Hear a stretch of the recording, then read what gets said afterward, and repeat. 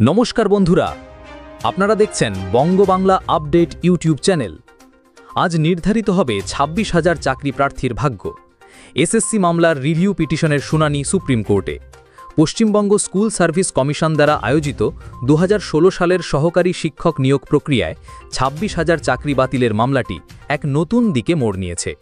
চাকরি বাতিলের রায়কে চ্যালেঞ্জ করে দায়ের করা রিভিউ পিটিশনের শুনানি আজ ৫ই আগস্ট ২০২৫ ভারতের সর্বোচ্চ ন্যায়ালয় সুপ্রিম কোর্টে অনুষ্ঠিত হতে চলেছে। এই মামলাটি কেবল চাকরি হারানো ২৬,০০০ ব্যক্তির ভাগ্যই নির্ধারণ করবে না, বরং রাজ্যের শিক্ষা ব্যবস্থার স্বচ্ছতা এবং জবাবদিহিতার প্রশ্নটিও তুলে ধরেছে। কলকাতা হাইকোর্টের একটি ডিভিশন বেঞ্চ ওএমআর শিট বিকৃতি এবং দুর্নীতির অভিযোগে ২০১৬ সালের সমগ্র নিয়োগ প্রক্রিয়াটি বাতিল করে দেয়, যার ফলে প্রায় ২৬,০০০ কর্মরত শিক্ষক এবং শিক্ষাকর্মী তাদের চাকরি হারান।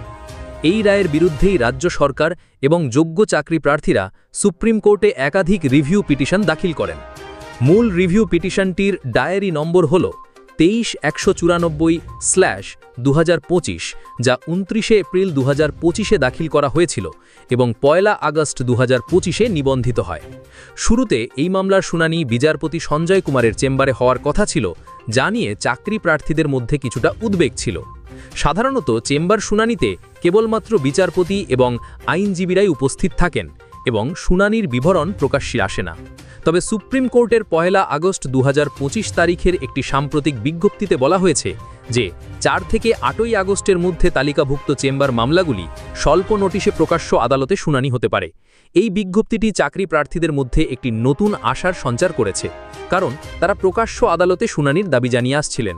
প্রকাশ্য আদালতে শুনানি হলে মামলার প্রতিটি যুক্তি, তর্ক এবং তথ্য জনসমক্ষে আসবে, যা প্রক্রিয়ার স্বচ্ছতা বাড়াতে সাহায্য করবে।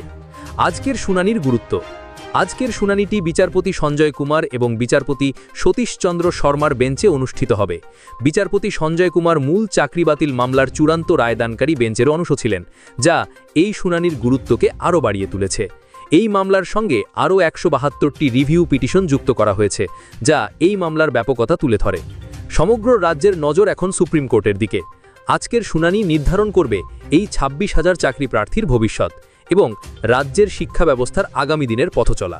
এই মামলাটি কেবল একটি আইনি লড়াই নয়, বরং ন্যায় এবং স্বচ্ছতার জন্য একটি গুরুত্বপূর্ণ পদক্ষেপ।